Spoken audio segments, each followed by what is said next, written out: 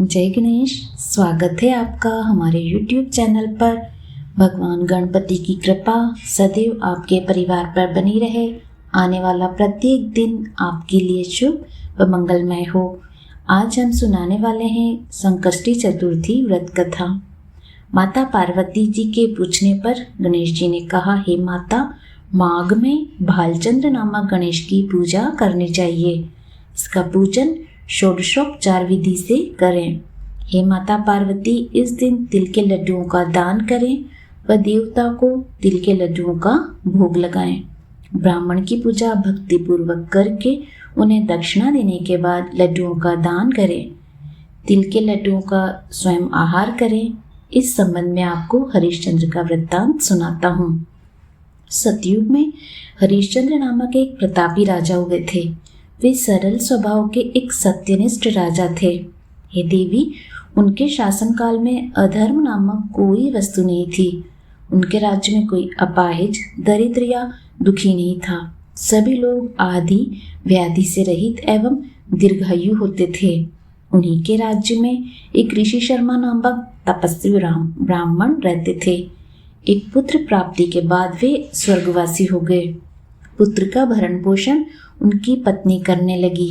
वह विधवा ब्राह्मणी भिक्षाटन के द्वारा पुत्र का पालन पोषण करती थी। उस ब्राह्मणी ने माघ मास की संकटा चतुर्थी का व्रत किया। वह पतिव्रता ब्राह्मणी गोबर से गणेश जी की प्रतिमा बनाकर सदैव पूजन किया करती थी। हे पार्वती, भिक्षाटन के द्वारा ही उसने पूर्वोक्त रीति से तिल के लड्डू बनाए। इसी बीच उसका पुत्र गणेश जी की मूर्ति अपने गले में बांधकर स्वेच्छा से खेलने के लिए बाहर चला गया। तब एक नर पिशाच कुम्हार ने उस ब्राह्मणी के 5 वर्षीय बालक को जबरन पकड़कर अपनी आवा में छोड़कर मिट्टी के बर्तनों को पकाने के लिए उसमें आग लगा दी। इधर उसकी माता अपने बच्चे को ढूंढने लगी। न पाकर वह बड़ी व्याकुल हो गई। वह ब्राह्मणी विलाप करती हुई गणेश जी से प्रार्थना करने लगी, हे गणेश जी, आप इस दुखिनी की रक्षा कीजिए। मैं पुत्र के वियोग में व्यथित हूँ, आप मेरी रक्षा कीजिए। वह ब्राह्मणी इसी प्रकार आधी रात तक विलाप करती रही। प्रातःकाल होने पर कुमार पके हुए बर्तनों को देखने के लिए आया। तब उसने आवा खोल कर देखा तो उसमें जांग भर पानी जमा हुआ पाया और उससे भी अधिक आश्चर्य उसे जब हुआ उसमें बैठे एक खेलते हुए बालक को देखा। ऐसी अद्भुत घटना देखकर वह भयवश कांपने लगा और इस बात की सूचना उसने राज दरबार में दी। उसने राज्यसभा में अपने कुकृत्य का वर्णन किया। कुम्हार ने कहा, हे महाराज हरिश्चंद्र, मैं अपने दुष्कर्म के लिए वध योग्य हूँ। उसने आगे कहा, हे महाराज, कन्या के विवाह के लिए मैंने कई बार मिट्टी के बर्तन पकाने के लिए आंवा लगाया, परंतु मेरे बर्तन कभी नहीं पके और सदैव कच्चे रह गए। तब मैंने भयभीत होकर एक तांत्रिक से इसका कारण पूछा।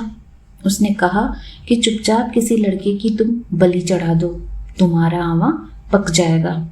मैंने सोचा कि मैं किसके बालक की बलि दूं? जिसके बालक की बलि दूंगा वह मुझे क्यों जीवित छोड़ेगा?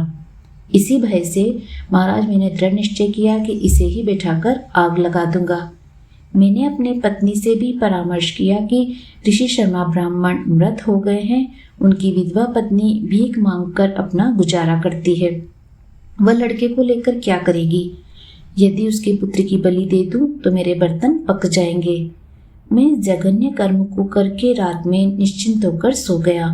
प्रातः जब मैंने आंवा खोलकर देखा तो क्या देखता हूँ कि उस लड़के को मैंने जिस स्थिति में बिठाया था वह उसी तरह निर्भय भाव से बैठा है। उसमें जांग भर पानी भरा हुआ है। वह भयावह दृश्य से मैं कांप उठा और इसकी सूचना देने में आपके पास आया हूँ। कुमार की बात सुनकर राजा बहुत विस्मित हुए और उस लड़के को देखने आए। बालक को प्रसन्नता पूर्वक खेलते देखकर मंत्री से राजा ने कहा, यह क्या बात है? यह किसका पुत्र है? इस बात का पता लगाया जाए। इस आंवे में जांग भर जल कहाँ से आया? इसमें कमल के फूल कहाँ से खिल गए? इस दरिद्र कुमार के आवे में हरी भरी धूप कहाँ से उग गई? बालक को न आग की जलन हुई न ही इसे भूख प्यास लगी। वह आवे में भी वैसे ही खेल रहा है मानो अपने घर में खेल रहा हो। राजा इस तरह की बात कह ही रहे थे कि ब्राह्मणी वहां बिलखती हुई आ पहुंची। वह कुमार को कोसने लगी। जिस प्रकार गाय अपने बछड़े को देखकर रंभाती है, ठीक उसी अवस्था पर बुढ़िया एक थी। वह बुढ़िया बालक को गोद में लेकर स्नेह करने लगी और कांपती हुई राजा के सामने बैठ गई।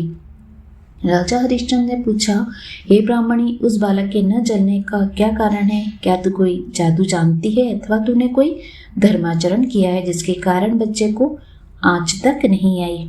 राजा की बात सुनकर ब्राह्मणी ने कहा, हे महाराज, मैं कोई जादू नहीं जानती, नहीं कोई धर्माचरण, तपस्या, योगदान आदि की प्रक्रिया ही जानती हूँ। हे राजन, मैं तो संकट नाशक गणेश चतुर्थी का व्रत करती हूँ। उसी व्रत के प्रभाव से मेरा पुत्र जीता जागता बचा है। राजा ने संपूर्ण नगरवासियों को गणेश जी का व्रत करने का आदेश दिया। इस आश्चर्यजनक घटना के कारण सभी लोग उस दिन से प्रत्येक मास की गणेश चतुर्थी का व्रत करने लगे। इस व्रत के प्रभाव से ब्राह्मणी ने अपने पुत्र को जीवन को पुनः प्राप्त किया। इतना कहने के बाद श्री कृष्ण ने कहा, हे युधिष्ठिर, आप भी इस सर्वोत्तम व्रत को कीजिए। इस व्रत के प्रभाव से आपकी सभी मनोकामनाएं पूर्ण होगी। आप मित्रों, पुत्रों और पुत्रों को सुख देने वाले साम्राज्य को प्राप्त करेंगे। हे महाराज, जो लोग इस व्रत को करेंगे उन्हें पूर्ण सफलता मिलेगी। भगवान कृष्ण की बात से युधिष्ठिर बहुत प्रसन्न हुए और माघ कृष्ण गणेश चतुर्थी का व्रत करके निष्कंटक राज्य भोगने लगे।